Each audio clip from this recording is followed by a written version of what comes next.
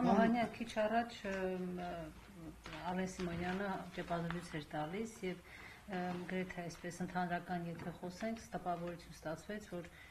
Ռուսաստանը չի ուզում Հայաստանի այսպես ինքնիշխանությունը ամեն ինչ անում են, որպեսզի այդ հետխորհրդային շրջանը վերականգնվի եւ ասաց, որ Հայաստանի երկրորդ նախագահը, Հայաստան դաշինքի ղեկավարը Ռուսաստանի իր ձևակերպումն է շպիոնն է, որովհետեւ նրա հայտարարությունները ամբողջությամբ այսպես տեղավորվում են Ռուսաստանի, չգիտեմ, քաղաքականության համատեքստում ինչ կարող եք ասել այս մասին։ Կարծում եմ, որ Ալեն Սիմոնյանը պետք է հասկանա, որ ինքն է հենց շպիոն հանդիսանում եւ այս իշխանությունն է հանդիսանում շպիոնը թուրք-ադրբեջանական տանդեմի, երբ որ իրենք հայտնվել են դեմ առ դեմ Թուրքիայի եւ Ադրբեջանի համատեղ գործողությունների արդյունքում այս ճնշված վիճակում հենց սա է ինքնիշխանության կորուստը։ Ալեն Սիմոնյանը պետք է հասկանա, որ հայ ժողովրդի այսպես նորորյա պատմության ընթացքում մեր ամենակարևոր ձեռքբերումներից մեկը դա Հայաստանի Հանրապետության եւ Արցախի Հանրապետության անկախությունն է եւ ինքնիշխանության հետզհետե ամրապնդումն է եւ եկեք համեմատություններ կատարենք, թե ում ղեկավարության ժամանակ է Հայաստանը ավելի ինքնիշխան եղել, ավելի բալանսավորված, լայն ընդգրկվածություն ունեցող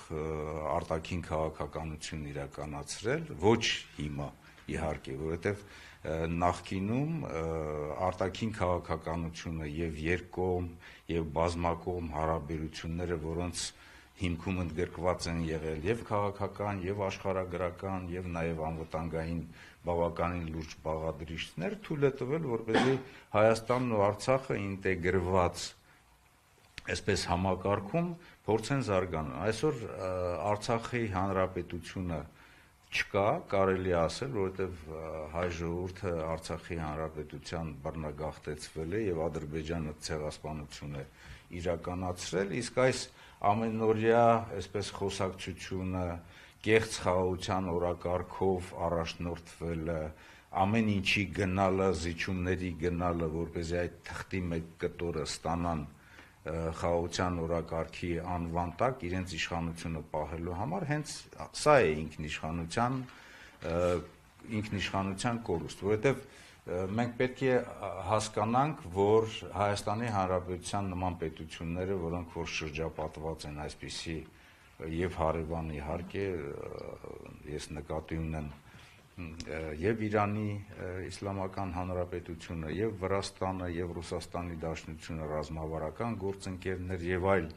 նաեւ ուժային կենտրոններ, մեր նման պետությունները առանձին չեն կարող իրականացնել իրենց կայուն, անվտանգ զարգացման խնդիրները, մեր նման պետությունները պետք է ունենան եւ երկկողմ հարաբերություններ, դրա շրջանակներում միացյալ զորախմբի համատեղ պլանավորումը, իրականացումը եւ նաեւ բազմակողմ հարաբերությունները, այն անվտանգային համակարգը, որը որ գոյություն ունի բազմակողմ շրջանակներում, դա հավաքական անվտանգության պայմանագրի կազմակերպությունն է։ Հիմա դուք կասեք, իրենք իրենց արժեվ դրված խնդիրները ժամանակին չեն իրականացրել, երկկողմ հարաբերություններում միշտ էլ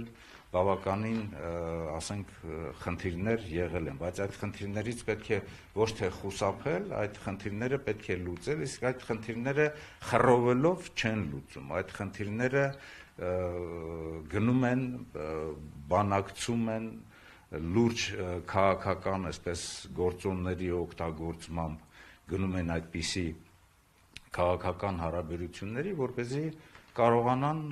եւ նաեւ բազմակողմ շրջանակներում։ Այսօր Հայաստանի Հանրապետության այսօրվա իշխանությունները Նիկոլ Փաշինյանի գլխավորությամբ Հայաստանը կանգնեցրել են դեմ առ դեմ ադրբեջանա-թուրքական այսպես տանդեմի այսպես հետ հարաբերություններում նրանց ճնշման տակ։ Ես մեկ անգամ իմ խոսքի մեջ արտահայտվել եմ հետևյալը, որ այսօր մենք գտնվում ենք Ադրբեջանի հետ մի դատավարության մեջ, որտեղ որ մեղադրողը